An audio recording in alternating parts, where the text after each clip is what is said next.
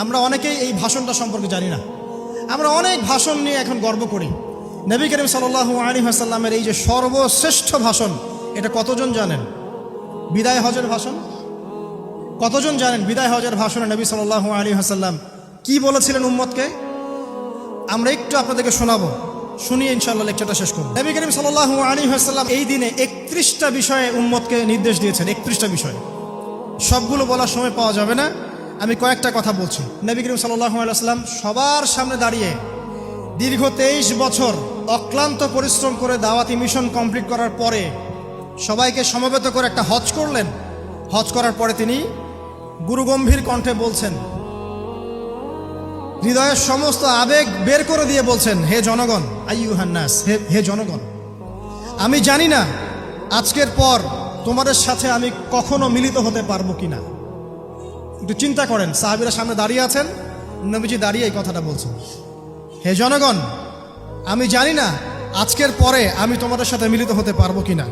অতএব যে ব্যক্তি আজকে আমার এই কথাগুলোকে স্মরণ রাখবে, সে যেন অন্যের কাছে এই কথাগুলো পৌঁছে দেয়। হতে পারে যার কাছে পৌঁছে দেওয়া হচ্ছে সেই এই কথাগুলোকে বেশি সংরক্ষণ করতে পারবে। আল্লাহ পাক তার প্রতি রহম করুন যে আমার এই কথাগুলোকে অন্যের কাছে পৌঁছে দিবে। নবীজির ভাষণ। এরপর নবীজি বলছেন, জেনে রাখো, নিশ্চয়ই তোমাদের পরস্পরের, মুসলিমদের পরস্পরের সম্পদ, পরস্পরের রক্ত, পরস্পরের এই যে জান, মাল, ইজ্জত, এগুলো একে অপরের জন্য হারাম। মুসলিমদের পরস্পরের রক্ত, পরস্পরের ইজ্জত, সম্মান একে অপরের জন্য হারাম। এর হানি করা একে অপরের জন্য হারাম। ঠিক যেমন আজকের এই দিন হারাম, এই শহর হারাম, এই মাসও হারাম। নবী করিম সাল্লাল্লাহু আলাইহি ওয়াসাল্লাম বলছিলেন, জেনে রাখো, 3টা বিষয়ে যেন তোমাদের অন্তর কখনো খেয়ানত না করে। 3টা বিষয়ে তোমাদের অন্তর যেন কখনো খেয়ানত না করে। 1, তোমরা যে কাজটাই করবা শুধু আল্লাহ পাকের সন্তুষ্টির জন্য করবে। তোমরা যে কাজই করবে শুধু আল্লাহর সন্তুষ্টির জন্য করবে। তোমাদের শাসক বর্গের কল্যাণ কামনা করবে। তোমাদের শাসক বর্গের কল্যাণ কামনা করবে। 3 নাম্বার, মুসলিমদের জামাতকে আঁকড়ে ধরে রাখবে। মুসলিমদের ইউনাইটেড কমিউনিটিকে আঁকড়ে ধরে থাকবে। এই 3টা বিষয় পালনের ক্ষেত্রে তোমাদের অন্তর যেন খেয়ানত না করে। এদিন সূর্য ঢলে যাওয়ার পরে নবী সাল্লাল্লাহু আলাইহি ওয়াসাল্লাম আরো বললেন, শুনে রাখো হে মানব জাতি, এটা ভালো করে শোনেন, শুনে রাখো হে মানব জাতি, নিশ্চয়ই আমি মুহাম্মদ সাল্লাল্লাহু আলাইহি ওয়াসাল্লাম জাহেলি যুগের যত কুপ্রথা আছে সমস্ত কুপ্রথাকে আমার পায়ের তলে পিষ্ট করে গেলাম। জাহেলি যুগে কি ছিল ভাই?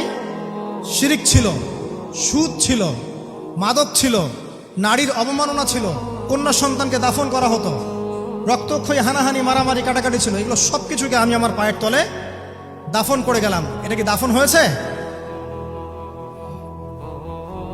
তিনি বলছেন, নিশ্চয়ই আমি জাহেলি যুগের সুদকে আমার পায়ে তলে পিষ্ট করে যাচ্ছি। সর্বপ্রথম যার সুদ আমি পিষ্ট করছি তিনি হচ্ছেন আব্বাস ইবনে আব্দুল মুত্তালিব, আমার চাচার সুদ। নিজের পরিবার থেকে দৃষ্টান্ত স্থাপন করলেন। তিনি আরো বললেন, হে উপস্থিত জনগণ, তোমরা মেয়েদের ব্যাপারে সতর্ক থাকবে এবং তোমাদের স্ত্রীদের ব্যাপারে সতর্ক থাকবে, তাদের হকের ব্যাপারে সতর্ক থাকবে, কেননা তোমরা তাদেরকে আল্লাহর কালিমার মাধ্যমে হালাল করে নিয়েছো। অতএব তাদের ব্যাপারে তোমরা সতর্ক থাকবে। তোমাদের উপর তাদের হক হচ্ছে তোমরা যা খাবে, যা পরবে, তাদেরকেও তাই খাওয়াবে, তাই পরাবে। আর তাদের উপর তোমাদের হক হচ্ছে তারা তোমাদের বিছানায় এমন কাউকে আসতে দিবে না যাদেরকে তোমরা অপছন্দ করো। নবী করিম সাল্লাল্লাহু আলাইহি ওয়াসাল্লাম আরো বলছেন, এই দিন, আইয়ুহান নাস, হে মানব জাতি, তারাকতু ফিকুম আমরাইন, জেনে রাখো আমি তোমাদের সামনে মাত্র 2টো বস্তু ছেড়ে গেলাম। কয়টা বস্তু? লান তাদিল্লু মা তামাসসাকতুম বিহিমা, তোমরা কোনোদিন পথভ্রষ্ট হবে না যতদিন এই 2টা বস্তুকে আঁকড়ে ধরে থাকবে। কিতাব আল্লাহ, আল্লাহর কিতাব, ওয়া সুন্নতি নবীহি, এবং তার নবীর সুন্নাহ। তিনি আরো বললেন,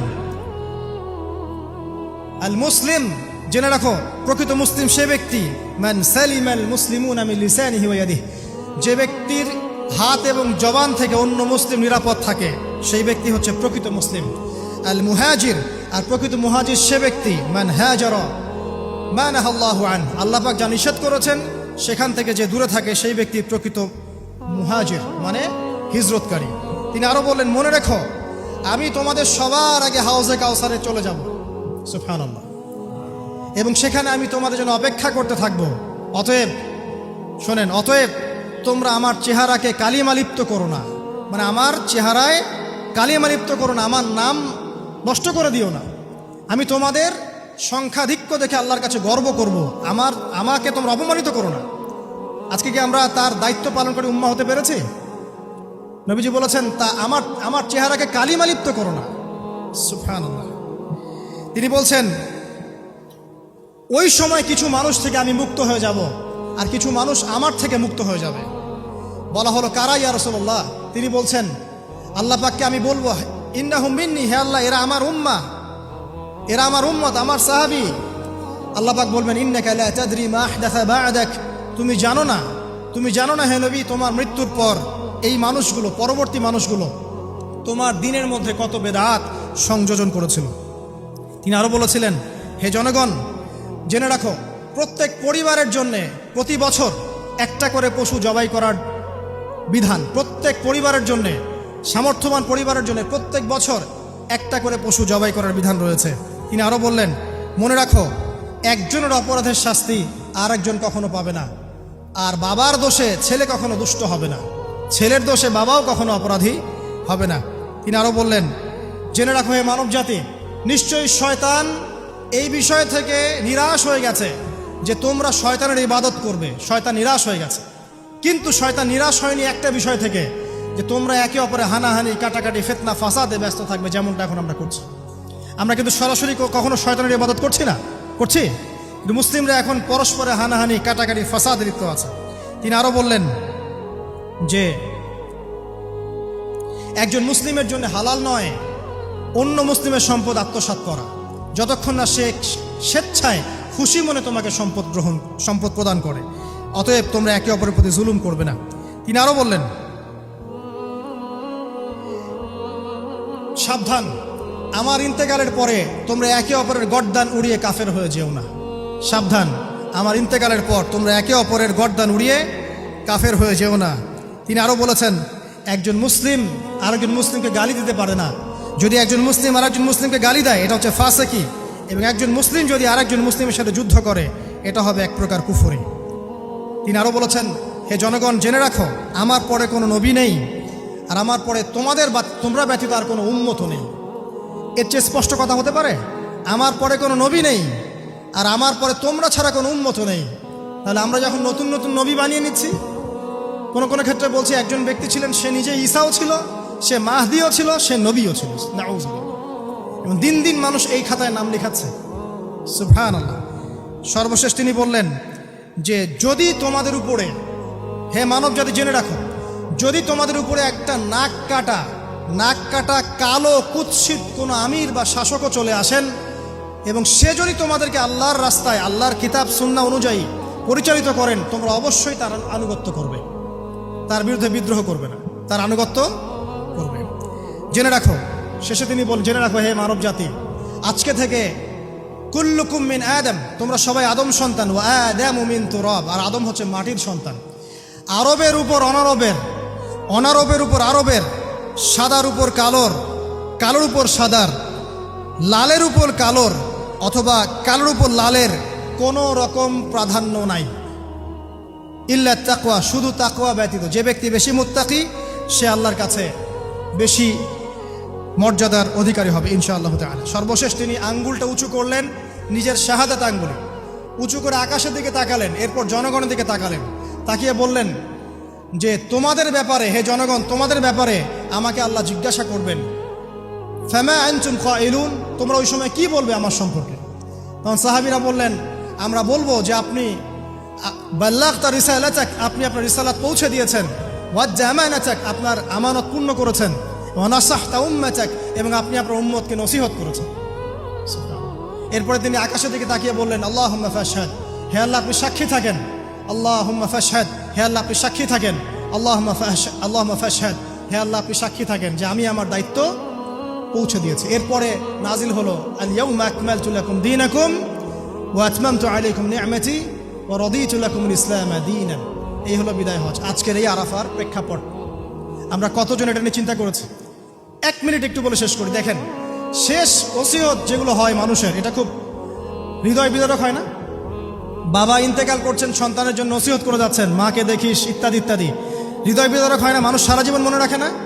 বাট আমরা আমাদের এই ন্যাশন, এই উম্মা, নবী সাল্লাল্লাহু আলাইহি সাল্লাম উম্মা বলে আমরা যারা দাবি করছি, আমাদের মধ্যে বেশিরভাগ মানুষ নবী সাল্লাল্লাহু আলাইহি সাল্লামের শেষ এই নসিহতগুলো ভুলে গেছি আমরা। নসিহতগুলোর মধ্যে সবচেয়ে ইম্পর্টেন্ট ছিল শিরক থেকে দূরে থাকা, সুদ থেকে দূরে থাকা, মুসলিম ভেদাভেদ না করা, শাসকের কল্যাণ কামনা করা, বিদ্রোহ না করে শাসককে উত্তম নসিহত করা। এবং আরেকটা হাদিসে তিনি বলেছিলেন 5 ওয়াক্ত সালাত আদায় করবে, সাওম পালন করবে, রমজান মাসে সাধ্যমতো সাদাকা করবে, মুসলিমদের জামাত আঁকড়ে ধরবে, ইনশাআল্লাহ হাসতে হাসতে জান্নাতে প্রবেশ করবে। আও কামা ক্বালা আলাইহিস সালাম। জাহেলি যুগের সমস্ত প্রথা ছেড়ে দেওয়া ছিল আজকের দিনের মূল মর্ম, আমরা ছাড়তে পারছি না। সুদ ছেড়ে দেওয়া ছিল মূল মর্ম, ছাড়তে পারছি না। শিরক থেকে বের হতে পারছি না। বেদাতীদের ব্যাপারে ধমক দেওয়া হয়েছে, বেদাত ছাড়তে পারছি না। খেয়াল করে দেখেন, মুসলিম হানাহানি কাটাকাটি এখনো ছাড়তে পারছি না। ইভেন ধর্মতাত্ত্বিকভাবেও আমরা বহু দল এবং উপদলে বিভক্ত হয়ে গেছে, কারো সাথে কারো ঐক্য নাই। সব মিলিয়ে নবী সাল্লাল্লাহু আলাইহি ওয়াসাল্লামের শেষ ওসিয়তগুলো, কিতাব এবং সুন্নাহ আঁকড়ে ধরা, এটা আমরা সবাই আঁকড়ে ধরতে পারছি না। আজকের এই দিবসগুলো এই জন্যই আল্লাহ পাক বারবার ফিরিয়ে দেন, যাতে করে এগুলো নিয়ে আলোচনা হয়, আমরা এগুলো জানতে পারি এবং আমল করতে পারি, এই চেতনাগুলো লালন করতে পারি, নিজেরাও শিখি, পরিবারকেও শেখাই, আগামী প্রজন্মকেও শেখাই ইনশাআল্লাহ তাআলা। আশা করছি ইনশাআল্লাহ আমরা যদি নাও পারি, একসময় এমন একটা প্রজন্ম আসবে যারা নবী সাল্লাল্লাহু আলাইহি ওয়াসাল্লামের উম্মার মতো উম্মাহ হবে ইনশাআল্লাহ।